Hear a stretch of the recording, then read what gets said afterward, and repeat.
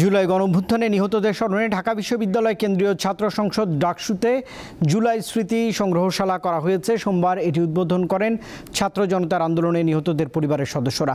এ সময় শিক্ষা উপদেষ্টা জানিয়েছেন, অন্তর্বর্তী সরকার তরুণদের বাংলাদেশ গড়ে তুলতে বদ্ধপরিকর।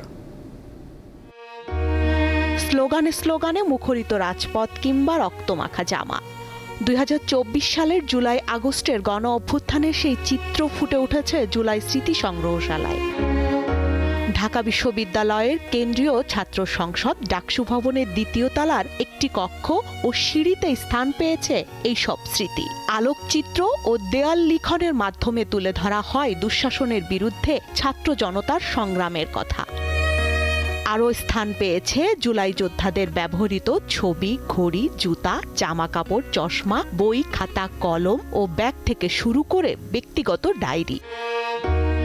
এই সংগ্রহশালার উদ্বোধন করেন জুলাই আন্দোলনে নিহত ও আহত পরিবারের সদস্যরা।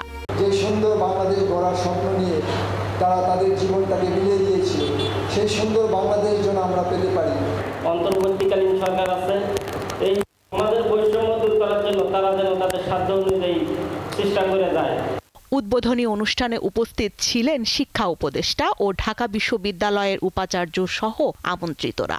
এ সময় শিক্ষা উপদেষ্টা জানান, দেশে অস্থিরতা থাকলেও মানুষ নতুন করে নাগরিক অধিকার ফিরে পেয়েছে। আমরা দৃঢ় প্রতিজ্ঞ যে তাদের স্বপ্নকে আমরা বাস্তবায়ন করব।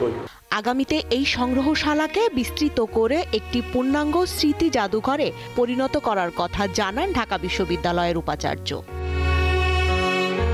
স্বস্তিকা সিংহ, দীপ্ত সংবাদ, ঢাকা।